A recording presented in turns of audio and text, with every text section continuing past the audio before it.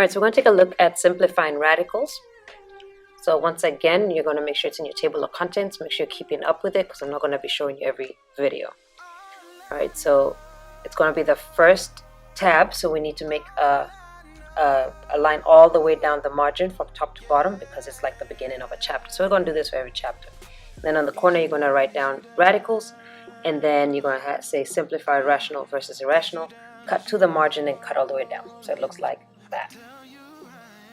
Alright, so then copy this down, pause the video and copy that down.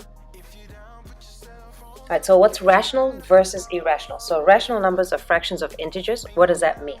It means it's a fraction but of whole numbers. Whereas irrational, you can have a fraction that doesn't have whole numbers, like for example, a radical or a decimal. Alright, rational numbers have repeating decimals. What does that mean? Something like 2.3222222 repeated. Irrational has endless non-repeating decimals. In other words, they're never repeating and they're going forever. Rational numbers also have terminating decimal. What does that mean? It ends. So 2.323 ends.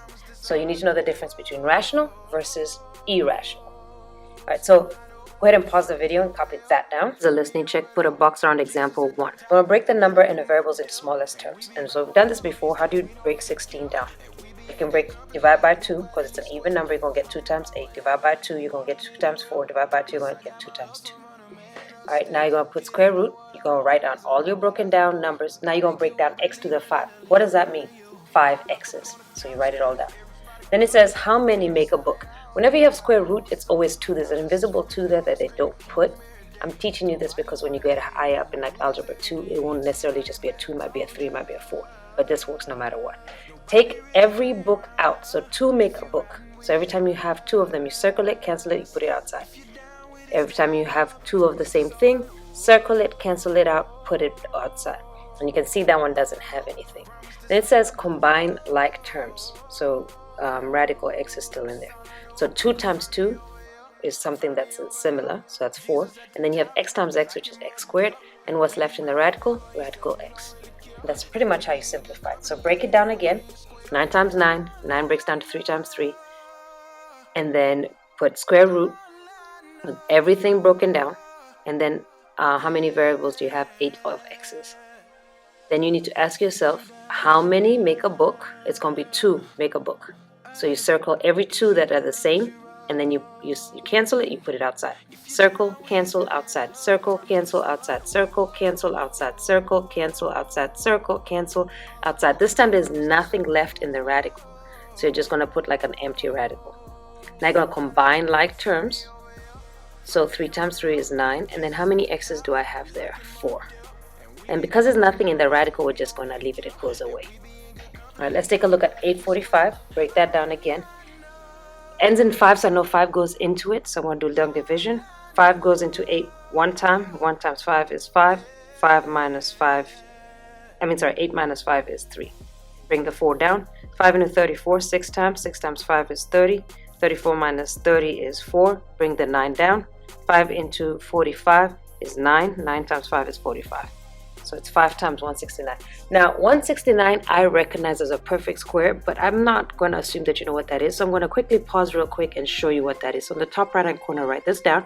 A perfect square is when you take every number and you multiply it by itself. So 1 squared, which is 1 times 1, is 1. 2 squared, 2 times 2 is 4. 3 squared, 3 times 3 is 9. 4 squared, 4 times 4 is 16. 5 squared, 5 times 5 is 25. 6 squared, 6 times 6 is 36. 7 squared, 7 times 7 is 49. 8 squared, 8 times 8 is 64. This is a listening check. Color in perfect squares. 9 squared, 9 times 9. 10 squared, 10 times 10. 11 squared, 11 times 11. 12 squared, 12 times 12. 13 squared, and you can see is 169. So you can actually go backwards. The square root of 9 is 3. Square root of 16 is 4. The square root of 49 is 7. The square root of 81 is 9. The square root of 121 is 11, and so forth. So it goes forwards and backwards. So now we're breaking down 169. Well, I know it's a perfect square, so it breaks down into 13 times 13. And these are just numbers you need to recognize. That's a prime number. So again, you write it down in your radical. So I have 5, 13, and 13. And then how many x's do I have? 4 of them. All right, you look for your pairs because it's 2 make a book. So you circle and take out, circle and take out. So I put in 13 outside, circle the x's, x outside, circle the x's again, x outside, and then what's left inside is a 5. Combine like terms, so 13 is by itself, and then you've got how many x's? 2, and then inside 5. And that's how you simplify. Even when you have a fraction, the only difference is when you have a square root over a fraction, you do it square root of the top, square root of the bottom, and then you break down each thing individually. So break down 400, 2 times 200. Half of 200 is 100. Half of 100 is 50. Half of 50 is 25. And then I can do that by 5, and I get 5. Break down 121, that's a perfect square. So that breaks down into 11 times 11. And now you're going to do numerator and denominator like separate, going at the same time. All right, so square root, radical, and then all your broken down of the numerator. So I have 4 2's and 2 5's. On the bottom, I have radical and then 11 times 11.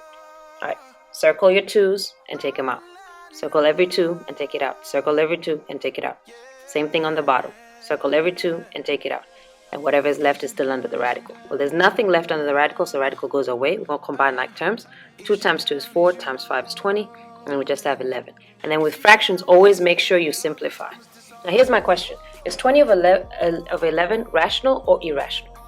So look through the definitions. Is it rational or irrational? It's rational because it says it's a fraction of integers. So you will say this is rational, and you have to explain why.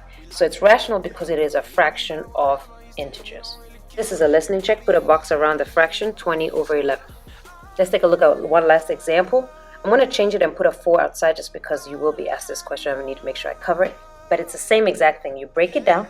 So I know 243, I'm going to check 3. 3 into 24 is 8. 8 times 24. 8 times 3 is 24. Subtract to 0. Bring the 3 down.